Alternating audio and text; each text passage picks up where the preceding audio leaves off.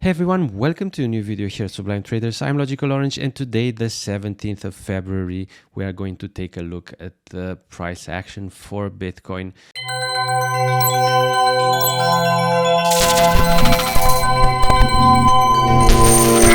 Let's start by looking at the current pattern that has been forming over the last days, and we can clearly see a head and shoulders pattern, an inverse head and shoulders pattern that usually plays out on the neckline. So this means that when we break the formation, we usually return on the first pivot or Fibonacci line that we encounter, then we come back, retest, and then we continue further on the upside.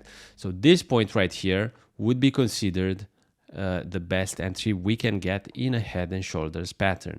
Now, what happens if the price gets so much volume that it bursts through the first resistance or pivot or Fibonacci line?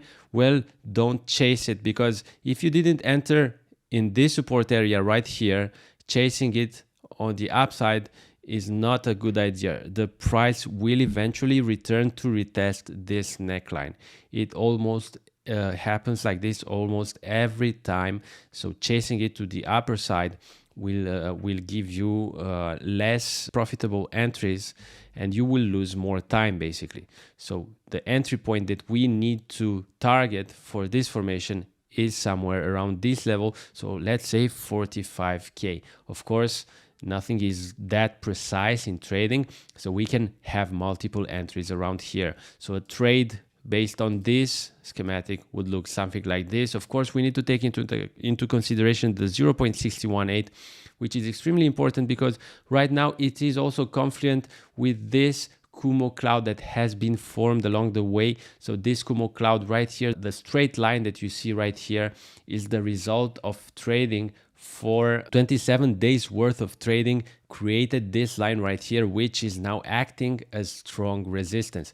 On the upper side, we also have this confluence area right here, which is also Kumo and the EMA 200. The EMA 200, we know that it is a trendsetter. What is below it, we can consider that we are mostly bearish. When the price action is above, we can consider that we can start thinking bullish. Now, we also have these Fibonacci lines right here, which also will serve for supports and resistances. For supports, of course. And on the lower side, we have confluential area formed by three main things. So the first is the Kumo cloud. It didn't activate yet because we are in the cloud. We are in the red cloud right now, and we first need to break it. When we will break it, this line right here, I'm not sure that you can see it properly. So this line right here, that is the top part of the Kumo cloud, will act as a support. But first, we need to break it. And frankly, this area, let me highlight it for you. This area right here is the perfect spot where the price action can pierce the Kumo. That's why I named the last idea I posted on TradingView, there is light behind the clouds, because this is a Kumo cloud and there will be light behind the cloud because the price action will be allowed to evolve on the upper side, because simply we will have a lot of support on the lower side. So let's remove this circle right here that is charging the chart too much, and let's focus a bit on this area. So this area is a pivot, is a point of control, and is also a Kumo support, or will be a Kumo support once we pierce it. So we are now at the 43k level, and the price action rejected here. Now, on the lower side, of course, we can follow the Kumo cloud on the lower side, and we can base our supports based on the price action. So we can identify where the candles are in regards to the top to the bottom of the Kumo cloud. Also wanted to show you Ethereum, which is similar but different at the same time. We broke through an important trend line, and the price is now inside the cloud with the conversion line piercing the cloud. This is the first sign that the price can pierce through the cloud entirely. So the conversion line piercing the cloud is the first sign. Now, we can notice a strong support in Ethereum at 2800 in this area right here. And we can also notice that the price is really playing with the bottom of the Kumo cloud right here. So this is pretty much a good thing. And this can mean that we can project on having a good entry on Ethereum somewhere around this area. So let's say we want to project an entry on Ethereum. We would enter something like this. So 3 times, once here above the support area. And we can also project a third entry somewhere lower, even here, even on the bottom of the Kumo cloud right here. So this would be our worst case entry. And this is because what happens when we are close to supports or resistances?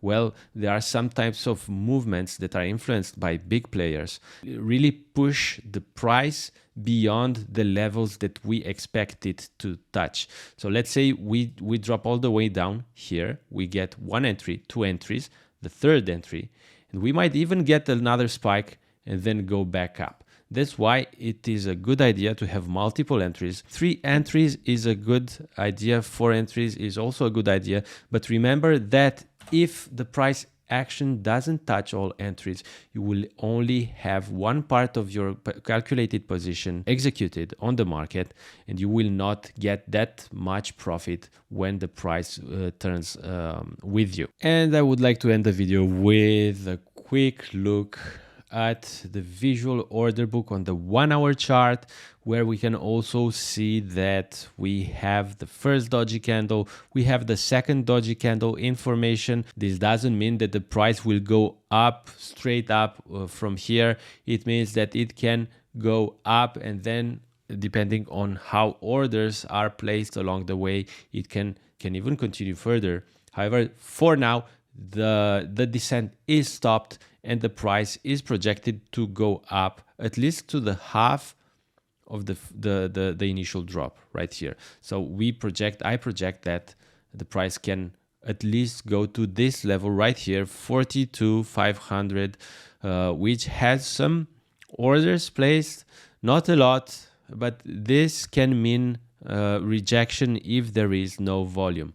On the lower side, we have a level that is forming right here. So with a good amount of buy orders that are placed, they might save the day if we continue to see increased sell pressure. However, if we look at it from a market maker's standing point or from a whale standing point, it's really easy to calculate how much levels they need to eat, how much Bitcoin they need to eat in order to push the price on lower levels where they can buy back up. So how it usually goes, whales break levels by eating them, the market panics, continues the initial move they started, they get to the level they projected, they buy there, they basically get the best entry possible because they calculated it in advance, and then they are in straight profit. And guys, this is really not, you don't need to be a rocket scientist for this. You just need immense amounts of funds.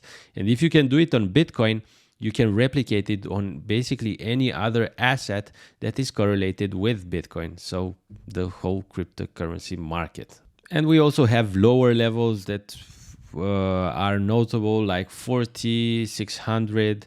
And also we have the 40K, which is an important level, also psychological level that we might touch if this doesn't hold. For now, I repeat, the move seems to have stopped, and we might be heading to this level, 42,500.